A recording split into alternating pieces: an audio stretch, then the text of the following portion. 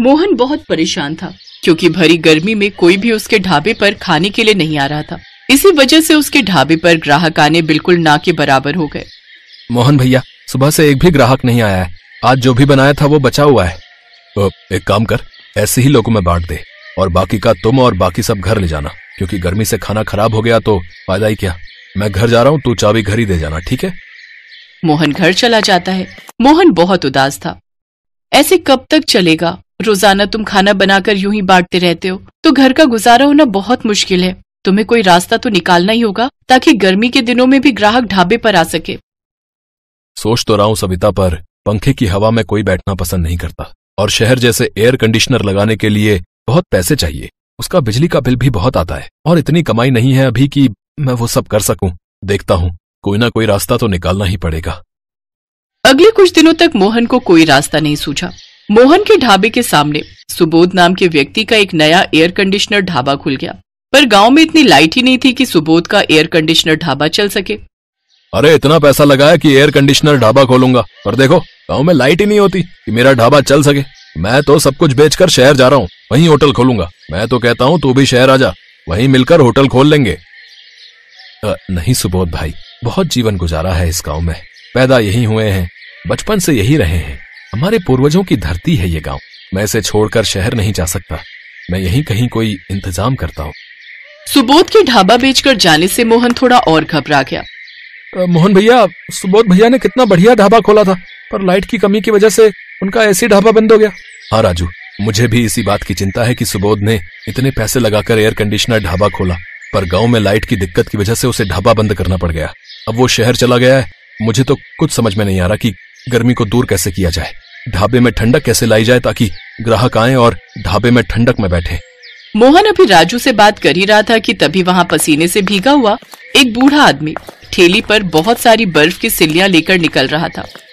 भैया थोड़ा पानी मिलेगा, बहुत प्यास लगी है। हाँ जरूर मिलेगा। राजू, जरा चचा को थोड़ा पानी पिला दे। बर्फ की इतनी भारी सिल्लियां कहाँ लेकर जा रहे हो चचा? वो आइसक्रीम की फैक्ट्री है ना, वहाँ पर बर्फ की जरूरत होती है, वहीं लेकर जा रहा हूँ बेटा। मेरा तो रोजाना का काम है, दुकान से बर्फ लेकर वहाँ आइसक्रीम की फैक्ट्री में पहुँचाने जाता हूँ।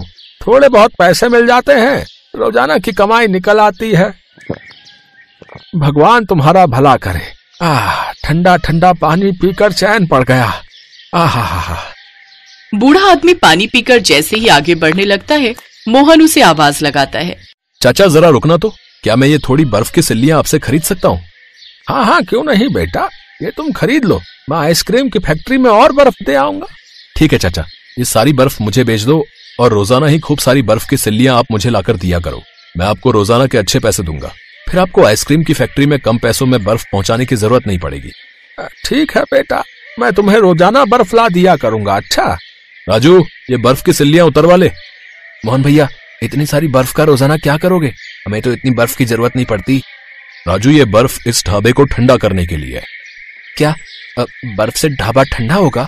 हाँ राजू, मेरे दिमाग में एक आइडिया आया है, हम इस ढाबे को बर्फ का ढाबा बनाएंगे। मोहन ने दिमाग लगाया और बर्फ को ढाबे के चारों तरफ ढक दिया और कुछ बर्फ की सिल्लियां ढाबे के अंदर की दीवारों पर भी लगा दी, जिससे ढाबे में बहुत ठंडक हो गई। जब लोगों ने सुना कि मोहन ने अपने ढाबे को बर्फ का ढाबा बना दिया है तो सब देखने के लिए आने लगे। सबको बर्फ का ढाबा बहुत आनंद दे रहा था। गर्मी और तेज धूप से बचने के लिए सब मोहन के ढाबे में ही आकर बैठते और खाते पीते। इससे मोहन का ढाबा फिर से चलने लगा और कमाई फिर से शुरू हो गई। ये काम तुमने बहुत बढ़िया किया मोहन, अपने ढाबे को बर्फ का ढाबा बना दिया। हम सबको इस गर्मी में राहत मिल गई भाई। मेरा तो जब भी ठंडी लस्सी पीने का मन होता है मैं तुम्हारे ढाबे पर आ जाता हूँ। गर्मी में ठंडा ठंडा बर्फ का ढाबा और साथ में ठंडी ठंडी लस्सी, भाई वाह, बहुत मजा आता है भाई। अरे धूप में बाहर खड़े होकर रोटी खाने का मन ही नहीं करता था, इस ठंडे बर्फ के ढाबे में रोटी खाने में भी बहुत आनंद आता है भैया। धन्यवाद भैया, आप सबको ये तरीका बहुत पसंद आया, मुझे इस बात की खुशी है। राजू, जा, चाचा बर्फ ले आए हैं, बर्फ अंदर और लगा दे ताकि और ठंडक हो जाए। मोहन बेटा, ये मेरा बेटा रघु है, अब से ये भी मेरे साथ तुम्हारे ढाबे पर बर्फ लाया करेगा।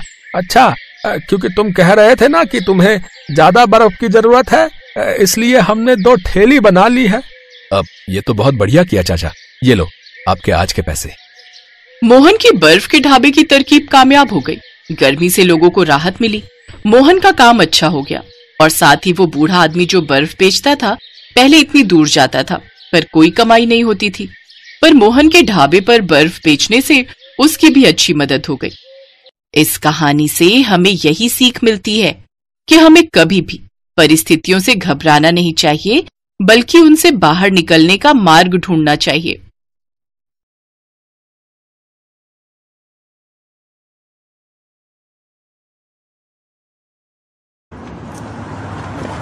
मम्मी एसी ऑन कर दो, बहुत गर्मी हो रही है और मुझे बहुत जोरों की नींद भी आ रही है।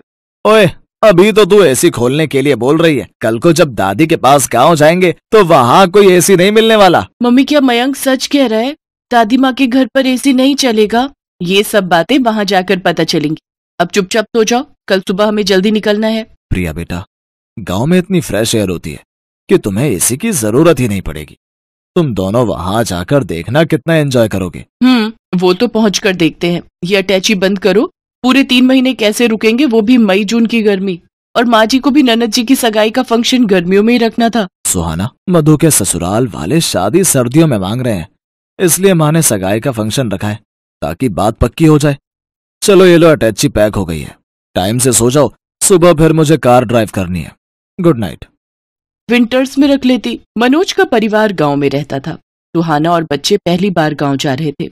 सुहाना की शादी के बाद उसकी सास और ननद ही शहर में रहने आए थे, पर सुहाना का कभी गांव जाना ही नहीं हुआ। मनोज की शादी शहर में ही हुई थी। पहली बार सुहाना बच्चों के साथ गांव जा रही थी, इसीलिए वो परेशान थी कि गर्मियों में न जाने गांव में क्या हालत होगी। बच्चों को एयर कंडीशनर की आदत है, पता नहीं वहां क्या हाल होगा। यही घबराहट सुहाना और बच्चों के मन में थी। अगले दिन मनोज सुहाना और बच्चों के साथ गांव पहुंचता है। सुहाना बहू, क्या बात है, जब पिछली बार पहले शहर में तुम्हें देखा था तो तुम्हारी सेहत बहुत अच्छी थी। बच्चे भी बड़े कमजोर हो गए हैं। क्या बात है, कुछ खाते पीते नहीं हो क्या? माँ, अब ये लोग गांव आ गए हैं, अब इन्हें अपने हिसाब से खिला पिलाकर तगड़ा करो। हाँ बेटा, तुम चिंता मत करो, अब ये बच्चे मोटे ताजी सेहत वाले होकर ही शहर जाएंगे। ये लो बच्चों, ठंडी ठंडी मीठी लस्सी पियो। दादी, लस्सी वो क्या होता है? बिटिया, लस्सी जो दही से बनती है, पीकर देखो फिर पता चलेगा। दादी, मुझे भी लस्सी पीनी है। हाँ हाँ बेटा। मधु, ओ मधु, लस्सी के गिलास और ले आ बिटिया। माँ जी, और रहने दीजिए, ये बच्चे तो ऐसे ही कह रहे हैं, मैं इन्हें इसी में से थोड़ा थोड़ा दे दूंगी, ये दोनों पी नहीं पाएंगे। नहीं मम्मी, मैं पी लूंगा, मुझे पूरी पीनी है। हाँ हाँ, मेरा बेटा पूरा पी लेगा। और लस्सी तो बहुत फायदा करती है, गर्मियों में ठंडा पेय पदार्थ है, इसको पीने से शरीर ठंडा रहता है। मैं रेस लगाऊंगी, देखती हूँ तुम दोनों में से कौन जल्दी लस्सी पीता है।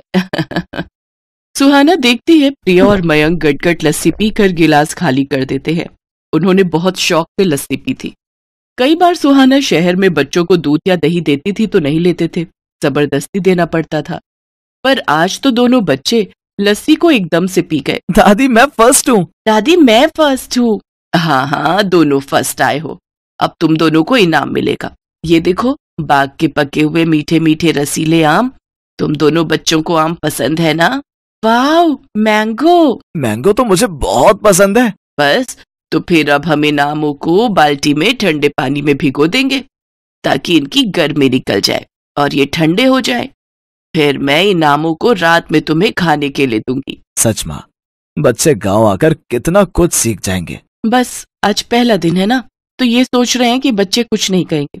1-2 दिन बाद देखना कितना शोर मचाएंगे। अब आज रात को जब इनको एसी नहीं मिलेगा ना, तब पता चलेगा शहर की गर्मी और गांव की गर्मी में कितना फर्क है।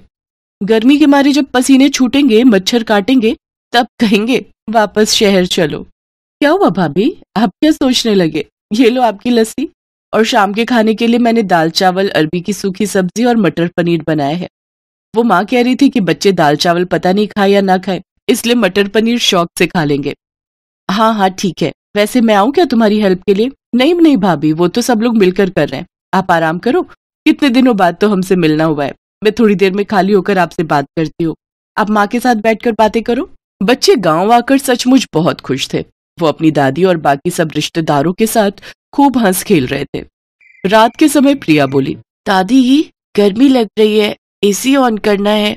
अरे बच्चों, तुम दोनों मेरे साथ छत पर चलो, सबके बिस्तर छत पर ही बिछाए हैं। माँ, कितने दिनों बाद आज हम सब मिलकर छत पर सोएंगे। सचमुच बहुत ही बढ़िया नींद आएगी। अब तो मेरी आंख सुबह ही खुलेगी। मधु, मुझे तो एक मोटी चादर दे देना, रात को ठंड हो जाती है। ठीक है भैया। मनोज, कितनी बार तुम्हें कहा था कि गांव आने से पहले एक एसी गांव में भिजवा दो ताकि यहाँ फिटिंग हो जाती तो हम कमरे में आराम से सो सकते थे। सुहाना, हम लोग शहर में रहते हैं और मधु कुछ टाइम बाद अपने घर चली जाएगी। माँ को एयर कंडीशनर की आदत नहीं है। मैंने माँ को कहा था, पर उन्होंने कहा था कि वो कभी यहाँ रहती है, कभी हमारे पास शहर में, तो एयर कंडीशनर लगाने का फायदा ही क्या। यहाँ पर तो सब लोग छत पर ही सोते हैं, बहुत बढ़िया नींद आती है।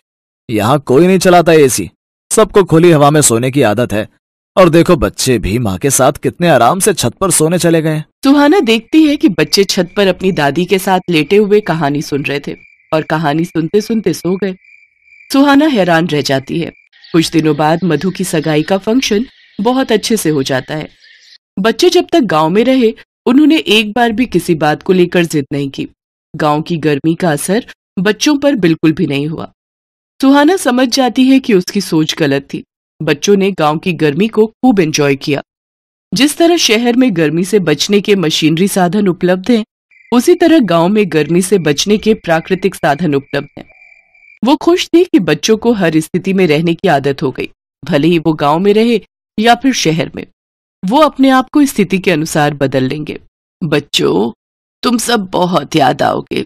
अब तो तुम्हारे साथ रहने की आदत हो गई है। माँ, तो फिर आप और मधु शहर आ जाना, बच्चों को भी अच्छा लगेगा। हाँ बेटा, आऊंगी। थोड़ी गर्मी कम हो जाए फिर मैं जरूर आऊंगी। बच्चे कहाँ गए? रुको, मैं देखती हूँ। सुहाना देखती है प्रिया और मयंक तो हैंडपंप के पास खड़े हुए ठंडे ठंडे पानी से मुंह धो रहे हैं और खुशी से उछल कूद कर नाच रहे हैं, मानो वो गर्मी के मौसम के साथ खुशी खुशी खेल रहे हो। ये लो बच्चों, और मुंह। सुहाना की आंखें खुशी से भर आती हैं और वो सबसे विदा लेकर आंखों में ढेर सारे सपने बटोरकर बच्चों और मनोज के साथ वापस शहर लौट आती है। पर शहर आने के बाद भी बच्चे गांव की बातें करते नहीं थक रहे थे।